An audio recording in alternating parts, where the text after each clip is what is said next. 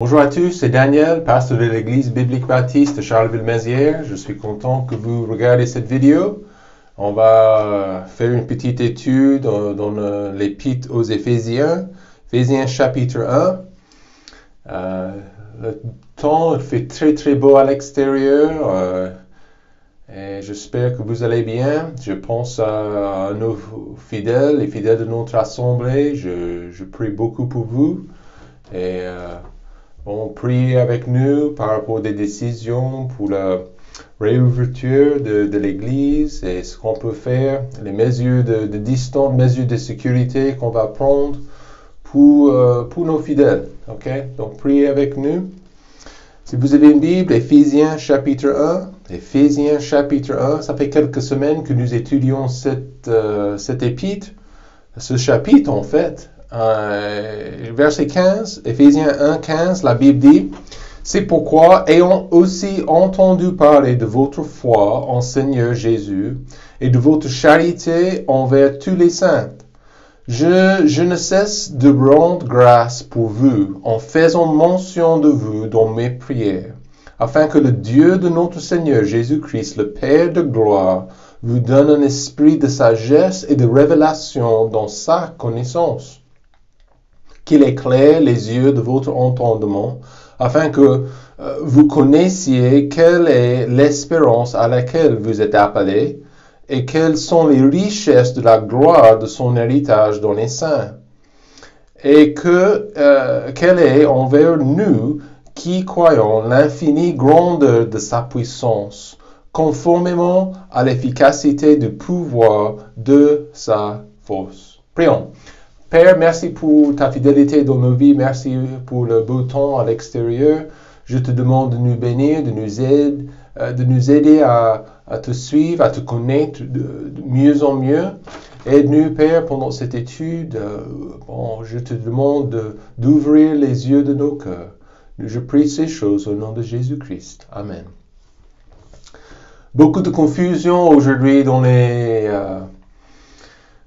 jours de 2020, beaucoup de confusion pour vivre, comment nous pouvons nous avancer collectivement, ensemble, avec le virus, la menace du virus. Et personnellement, il y a énormément de personnes qui posent ces mêmes questions. Comment est-ce que je peux continuer dans ma vie?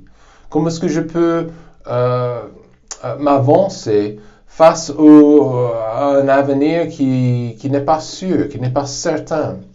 Je suis en train de lire une petite biographie d'un auteur, Mark Boyle. Il vient d'Irlande, je pense. En fait, il a décidé de vivre sa vie sans la technologie, sans l'argent. Donc, il a un jardin, il a une petite cabane dans les bois, sans électricité, sans un WC comme vous avez chez vous. Il a quelque chose à l'extérieur. Il est obligé d'aller au lac pour chercher son eau potable. En fait, il était énormément frustré, ce monsieur. Il était frustré par la direction du monde. Il était frustré par la folie que nous voyons dans notre monde actuel, les guerres, les crises financières, évidemment les épidémies comme nous avons vu. Il était trop frustré par tout ça, donc il a décidé de se séparer du monde et de vivre tout seul dans une cabane. Okay? Et sans les luxes, évidemment, sans les choses que nous avons dans nos appartements, dans nos maisons. Mais il y a énormément de personnes qui sont comme ça, elles sont fatiguées dans leur cœur. Ils sont en train de chercher aussi une direction pour leur vie. Et la motivation pour se lever le matin. Les gens ne la trouvent pas, malheureusement. Mais pour ces gens sans fondation, pour ces gens sans direction, une chose pour moi est commune entre toutes ces gens, toutes ces personnes, c'est beaucoup de temps le spirituel, le côté spirituel est négligé ou oublié. Le fait que nous pouvons avoir une relation avec le Créateur. Donc, une chose est sûre, que si vous avez Christ dans votre vie, comme les Éphésiens, si vous avez Dieu dans votre vie, vous avez une bonne fondation, quelque chose de très très solide pour l'avenir. Donc évidemment, je ne peux pas savoir ce qui va se passer demain. Mais j'ai un Dieu qui s'occupe de moi et je suis toujours dans sa main. C'est pourquoi je ne m'inquiète pas pendant cette épidémie. Je peux me coucher la nuit en paix parfaite parce que je sais si quelque chose arrive dans ma vie, Dieu va me donner le soutien, la force pour le supporter et pour m'avancer. Et Paul, il est dans le passage, il a entendu beaucoup de bonnes nouvelles par rapport de cette église à Éphèse. Il a entendu que ces chrétiens, ils avaient beaucoup de foi, ils avaient pris leur décision personnelle. Et il était, verset 15, il était en train de prier pour eux. Verset 15, c'est pourquoi, ayant aussi entendu parler de votre foi en Seigneur Jésus et de votre charité envers tous les saints, je ne cesse de rendre grâce pour vous et en faisant mention de vous dans mes prières. Super intéressant que ce monsieur, que Paul était intéressé. Il a remercié le Seigneur pour leur foi. Il a remercié le Seigneur pour leur bon témoignage dans la foi. Éphèse, comme nous avons déjà vu dans une étude précédente, Éphèse était le centre de l'idolâtrie. Il y avait un temple énorme dévoué à l'idole Diane. Et en fait, c'était connu par l'immoralité à l'intérieur du temple aussi. Mais ces fidèles d'Éphèse, de cette assemblée qui a prêché, qui a annoncé la bonne nouvelle de Jésus-Christ, Paul, il essaie de les encourager, il essaie de les motiver aussi. Et ce n'est pas une mauvaise chose non plus, une bonne leçon pour nous de remercier le Seigneur pour nos frères et nos sœurs. Le fait que Paul, il est en train de remercier Dieu, il est en train de prier pour ces gens, de remercier le Seigneur pour leur foi, pour leur fidélité. Honnêtement, on doit faire la même chose. Je peux comprendre, je peux aujourd'hui remercier le Seigneur parce que je ne suis pas seul dans ma vie chrétienne. Je suis entouré par des autres personnes, des autres chrétiens dans mon église locale qui soutiennent moi, qui me soutiennent, qui m'aident et qui me fortifient aussi. Et je sais qu'il y en a beaucoup qui prient pour moi. Et j'ai besoin de ça. Et c'est ma responsabilité de prier pour eux aussi. Je vous demande de terminer de prier quotidiennement pour votre assemblée locale. Donc, je vous dis, je ne connais pas tout le monde. Écoutez, ce n'est pas grave. Vous connaissez leur visage, Dieu connaît leur nom. Et si vous ne connaissez pas leur nom, prochaine fois que vous êtes à l'église, il faut leur demander. OK? Donc, priez. Remerciez Dieu pour que vous n'êtes pas seul dans cette vie chrétienne. C'est une bonne chose. Donc, Paul, il répète, en verset 13, il parle de leur foi. Et le moment de leur salut, il a dit en verset 13, en lui, vous êtes aussi, après avoir entendu la parole de la vérité, l'évangile de votre salut, et avoir cru en lui. Essentiel. Nous sommes sauvés par la foi, de croire. Vous avez été scellés du Saint-Esprit qui avait été promis. Donc, Paul, le moment de leur salut, ils ont entendu le message, ils ont entendu la vérité et ils ont pris une décision au cœur pour accepter Christ comme sauveur personnel. Est-ce que c'est différent en 2020? Pas du tout. Le message est le même et comment Dieu effectue le salut est exactement pareil. Ce n'est pas différent en 2020. Un pécheur peut être sauvé aujourd'hui par la foi. Mais il faut faire confiance à la juste chose. On ne peut pas faire confiance à un temple, à une personne, à une religion, à nous-mêmes et notre comportement. Nous faisons confiance à ce que Christ a fait pour nous à la foi. Mais numéro un, il faut entendre le message. Il faut entendre et il faut comprendre ce que Christ a fait pour nous, qui il était et comment il a payé notre dette envers Dieu. Donc, il y a la foi qui sauve, évidemment, mais aussi il y a cette foi pour la vie, pour vivre, démarrer correctement. Ok? Par la foi, nous avançons. Nous ne savons ce qui va se passer. Nous ne savons pas ce qui va se passer demain. Pas du tout. Pas du tout. Certainement, et peut-être il y a des gourous qui vont essayer de vous tromper en disant bon, je connais la vérité pour votre vie. Non. On ne sait pas ce qui va se passer demain, mais certainement, je pense à ce virus, mais c'est important de s'avancer par la foi. Par la foi. Et Hébreux chapitre 11, verset 8, la Bible dit, par la foi, Abraham étant appelé, obéit pour aller au pays qu'il devait recevoir en héritage, et il partait ne sachant où il allait. Mais il est parti par la foi. Il a obéi par la foi. Il s'est avancé par la foi. Même chose pour nous aujourd'hui. On s'avance, on trouve la direction pour notre vie par la foi. On s'avance par la foi. On a un Dieu fidèle, on a un Dieu qui est capable, et on va voir ça. Mais l'envie de Paul était pour les Éphésiens d'avoir cet esprit de sagesse. Et il a mentionné ça ici dans verset 17. Cet esprit de sagesse, de direction spirituelle pour leur vie, pour mener leur vie correctement, selon les principes bibliques, selon les commandements de Dieu. Et le plus que je connais Dieu, le plus sage que je deviens. C'est aussi simple que ça. Si vous arrêtez de marcher avec Dieu, si vous arrêtez de connaître Dieu, de connaître les manières de Dieu, la personne du Créateur, comme il est révélé dans les Écritures, bon, ça sera très très difficile de vous avancer, de s'avancer dans cette vie.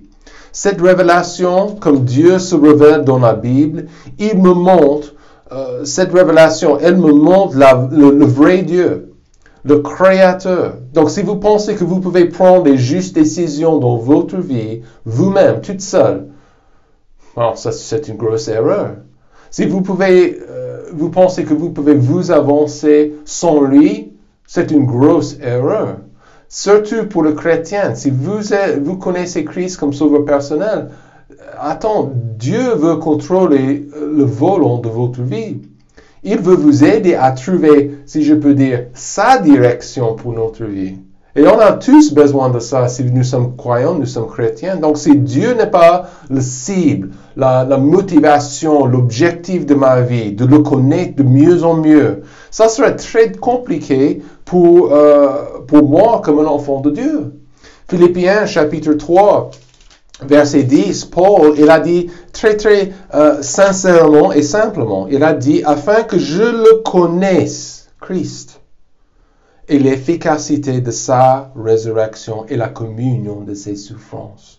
Mais l'envie de l'apôtre Paul était très directe, afin que je le connaisse. Ça doit être la même chose pour moi dans ma vie. Ce n'est pas suffisant de connaître Dieu seulement comme mon sauveur. D'accord? Il nous faut le connaître comme Père, comme notre ami, comme notre guide, n'est-ce pas? Comme notre berger.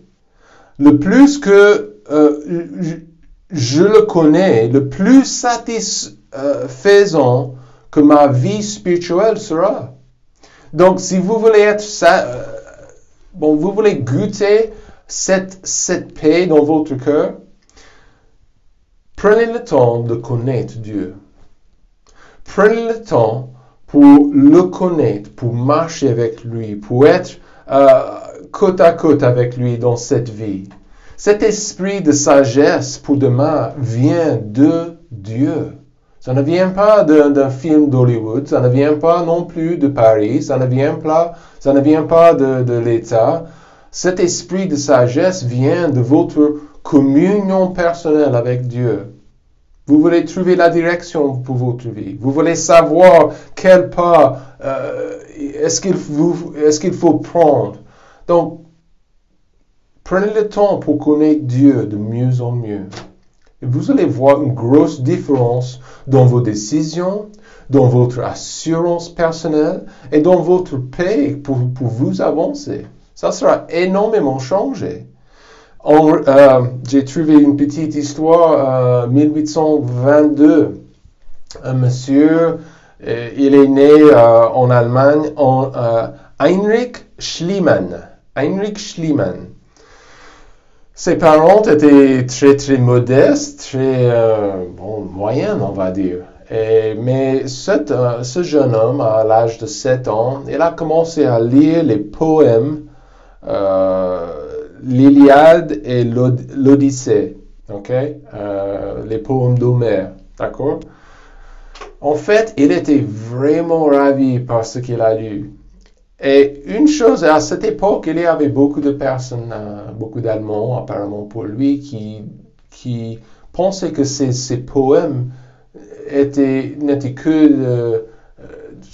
pas vrais. Mais lui, après avoir lu et relu ces histoires, il était convaincu comme un jeune homme que ces histoires étaient fondées sur des faits historiques.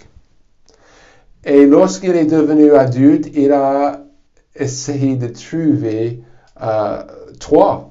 Vous connaissez, ils ont tourné un film de Troie, toutes les histoires de Troie et Hercule et toutes ces choses comme ça. Et il a, en 1873, en Turquie, d'accord, il a découvert l'ancien site de Troie. En fait, ce n'était pas la seule chose qu'il a trouvée. Il a découvert des trésors immenses. Et vous savez ce qu'il a fait? Il a décidé de s'enfuir avec tous les trésors qu'il avait trouvés. Mais une chose quand j'ai lu cette histoire, je me suis dit, cet homme, il était convaincu, il était maîtrisé, il a lu ces histoires et il s'est avancé par la foi.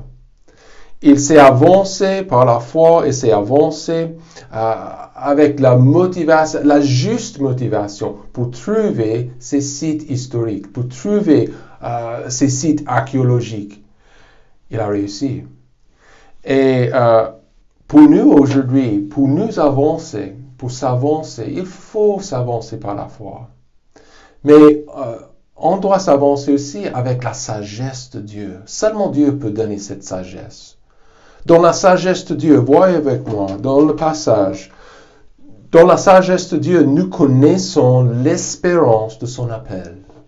Verset 17, la Bible dit quelque chose de très, très simple. Afin que le Dieu de notre Seigneur Jésus, le Père de gloire, vous donne un esprit de sagesse et de révélation dans sa connaissance, afin qu'il éclaire les yeux de votre entendement. Et on a tous besoin de ça. Des fois, nous sommes un peu bêtes, si nous sommes honnêtes. On est un peu bêtes, on est un peu distraits, et on a besoin que Dieu ouvre nos yeux pour que nous comprenions ce qu'il fait dans notre vie. Verset 18. Il éclaire les yeux de votre entendement afin que vous connaissiez quelle est l'espérance à laquelle vous êtes appelés. Dieu, dans sa sagesse et dans sa bonté, la Bible a plein de choses à dire par rapport de notre appel. Et il a dit en 1 Pierre 2, 9 que de celui qui vous a appelé des ténèbres à sa merveilleuse lumière. Il m'a appelé des ténèbres à sa merveilleuse lumière. Le fait que je suis sauvé, c'est grâce à Christ, grâce au fait qu'il a souffert pour moi, grâce au fait qu'il m'a cherché dans ma condition spirituelle. Donc, nous sommes appelés des ténèbres à la lumière. Certains appels ne donnent pas d'espérance. Je pense à la Deuxième Guerre mondiale. Les armées russes étaient en train de s'approcher à Berlin, en Allemagne. Et en fait, les généraux, les grands capitaines de ces armées n'étaient pas du tout concernés par leurs propres soldats. Donc, ils ont, si je peux dire, je dis lancé, mais ils ont lancé leurs armes et lancé leurs soldats dans des situations trop dangereuses. Et en fait, beaucoup de Russes sont morts, beaucoup de soldats sont morts, mais dans les têtes des généraux, dans les têtes des capitaines, pas grave, il y a des remplaçants. Ça, c'était leur mentalité. Hein? Je m'en fiche, bon, on va s'avancer, on va être le premier pour prendre Berlin. Mais leur attitude, ils n'étaient pas concernés pour leurs propres soldats. Donc, ils ont fait des appels, et les soldats sont arrivés, forcés, évidemment, dans beaucoup de cas, mais ils sont tombés, ils étaient remplacés. Mais évidemment, certains appels ne donnent pas de l'espérance, mais l'appel de Dieu, ça donne beaucoup d'espoir, beaucoup d'espérance à notre cœur. Le croyant, il est en fait rempli d'espoir. Il est rempli d'espérance. N'oubliez pas que le mot espérance dans la Bible, dans le Nouveau Testament, ça ne parle pas d'un enfant qui espère, des faits qui vont des histoires, des choses fantastiques qui va arriver. Non. Quand la Bible parle de l'espérance, ça parle de quelque chose, une certitude pour l'avenir. On ne trouve pas beaucoup de certitude dans ce monde. C'est pourquoi notre espérance est vivante, la Bible dit. Vivante. Ça me motive en fait. Ça m'encourage face à l'avenir, face aux épreuves pour demain. Les poursuites de ma vie devraient être, s'il vous plaît, en ligne avec mon appel. Dieu m'appelle à son service. Dieu m'appelle à un niveau plus haut que les choses que je vois dans le monde. Je ne peux pas me comporter exactement comme le monde parce que je suis distinct, je suis différent, je suis enfant de Dieu. Et la réalité pour nous, il nous a appelés. Je ne vis plus pour moi-même. Je ne vis plus pour l'argent. Je ne vis plus pour satisfaire mes convoitises. Je n'ai qu'une seule vie et quand je regarde à l'avenir, je mets mon avenir en ligne avec les priorités bibliques, avec les desseins de Dieu pour ma vie. Donc, une chose est sûre, il y a des desseins et des priorités collectives. Mais évidemment, pour vous personnellement, Dieu va ouvrir les portes et il va vous montrer ce qu'il veut que vous fassiez. Il va ouvrir sa direction précise pour votre vie personnelle. Mais nous connaissons d'abord, dans sa sagesse, avec sa sagesse, nous connaissons l'espérance de son appel. Matthieu chapitre 6, verset 33, verset très très connu. Mais cherchez premièrement le royaume de Dieu et sa justice, et toutes ces choses vous seront données par-dessus. Donc, ma vie, principalement, mon appel, c'est de vivre pour son royaume, pour l'éternité, pour lui. Avec sa sagesse, on s'avance avec sa sagesse, nous connaissons les richesses de son héritage. Verset 18 aussi, à la fin. La Bible dit, laquelle vous êtes appelés et quelles sont les richesses de la gloire de son héritage dans les saints. Donc, voyez bien les phrases dans cette partie de verset 18. Et quelles sont les richesses de la gloire de son héritage dans les saints. Qui sont les saints? Juste pour vous rappeler. C'est nous.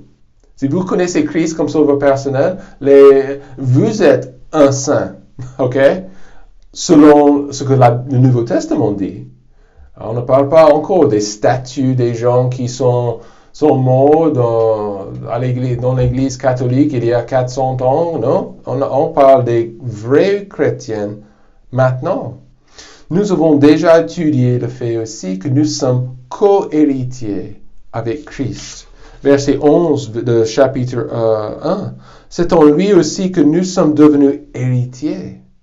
Donc, le fait que Jésus, il m'a fait partie de sa famille, partie de son royaume, le fait que je vais partager cet héritage avec lui. Mais, attends, nous avons des richesses spirituelles. la paix, la grâce, la bonté, toutes les choses, les bénédictions, les bienfaits dans ma vie, des vraies richesses spirituelles. Cette phrase, par contre, présente la vérité que l'Église, l'ensemble de tous les croyants, dernier verset 23 de chapitre 1, qui est son corps. Le corps du Christ est l'ensemble de tous les chrétiens dans tout le monde, dans toute l'histoire. Et nous avons des richesses spirituelles, mais aussi l'Église pour Christ est bien son héritage. L'héritage de Jésus. Il considère que nous sommes importants. Il considère que je veux la peine de cette croix qu'il a souffert. Le prix payé, la gloire à venir, il veut que je la partage avec lui. C'est pourquoi Jésus, la Bible dit, 1 Thessaloniciens chapitre 4, il va revenir pour son Église un jour. D'accord? Il va, si je meurs demain, alors la résurrection, Dieu va ressusciter les morts en Christ premièrement, ensuite ceux qui sont vivants, la Bible dit, seront tous rassemblés en air pour rentrer au paradis avec lui, en victoire, n'est-ce pas? Il veut que nous soyons avec lui. Et nous sommes son héritage. Il a payé pour nous tous et il considère que nous sommes importants. Gloire à Dieu. Gloire à Dieu. Donc, dans sa sagesse, je m'avance avec sa sagesse parce que je connais les richesses de son amour, de son héritage. Mon avenir, c'est de prendre part dans ce moment glorieux avec Dieu, avec Christ. Ça veut dire que je serai là avec lui quand il entre dans sa gloire et dans son royaume. Super, super cool. Cette pensée qu'un de ces jours, cette victoire sera bien partagée. Je suis en vie en 2020, il n'y a rien qui est loupé pour moi. Il m'attend. Je serai avec lui, Colossiens 3, verset 4. Mais quand Christ qui est votre vie paraîtra, alors vous serez aussi manifestés avec lui dans la gloire. Très direct. Parce que je connais mon avenir. Je serai avec lui. Mon avenir, la direction de ma vie doit refléter le fait que je vais dans ce royaume. Je vais servir, je vais glorifier Jésus-Christ en ce moment, avec les jours et les semaines de ma vie. Le corps de Christ est sa gloire et son héritage à cause de la croix. Je vais passer l'éternité avec lui, mais ça commence aujourd'hui. Ça commence maintenant, mon avenir. Et je dois comprendre les richesses de son héritage. Je suis important. Les choses que je fais dans ma vie il est vraiment impliqué et il est vraiment intéressé par les choses que je fais. D'accord? Il faut connaître notre Seigneur de mieux en mieux, n'est-ce pas? Troisième chose et dernière chose, nous connaissons la grandeur de sa puissance. Je m'avance par la foi, je m'avance avec sa sagesse. Mais verset 19, la Bible dit, quelle est envers nous qui croyons l'infinie grandeur de sa puissance, conformément à l'efficacité du pouvoir de sa force. Il nous a sauvés. Il nous a libérés par sa force, par sa bonté. Mais quand je pense à ma vie, quand je pense à mon avenir, je comprends qu'il y a trop de choses qui sont franchement hors de mes mains. Je n'ai aucune idée de ce qui va se passer. Je ne comprends pas pourquoi les épreuves arrivent ou les épreuves arriveront. Attendez. Je ne peux pas contrôler les circonstances. Je ne peux pas manipuler les jours pour me plaire, les gens pour me plaire non plus. Je ne peux pas... Mais j'habite dans un monde. Une chose que je comprends, je suis faible. Je comprends mes faiblesses. Et aussi, j'habite dans un monde déchu, rempli de complications. Vrai ou faux? C'est vrai. mais j'ai un Dieu qui est puissant. J'ai un Dieu, et je répète, qui est capable. J'ai un Dieu qui est puissant, qui peut faire des choses énormes, plus que je pense, plus que je peux imaginer. Éphésiens 3, verset 20. Or, à celui qui peut faire par la puissance qui agit en nous infiniment plus que tout ce que nous demandons et que nous pensons. Ça, c'est notre Dieu. La grande de sa puissance. Si je vivais la défaite, si je vivais, si je vis la défaite dans ma vie, si vous vivez la défaite dans votre vie, alors vous avez besoin de vous approcher de Dieu dans votre quotidien et de lui faire confiance parce qu'il est puissant. Et il veut vous aider pour demain. Donc, vous avez des questions pour la direction dans votre vie. Approchez-vous de Dieu. Connaissez-le de mieux en mieux. Et vous allez voir sa puissance, vous allez comprendre son appel, et vous allez comprendre sa pensée envers nous, que je suis important, que je suis son héritage. Dieu a des choses énormes pour vous dans votre vie. Mais ça commence aujourd'hui. Marchez avec lui, connaissez-le bien, ou commencez, ok? Et il va changer votre vie. Peut-être il va changer la direction de votre vie. Vous allez voir. Et vous allez voir des choses énormes qu'il va faire. Passez une bonne journée et que Dieu vous bénisse.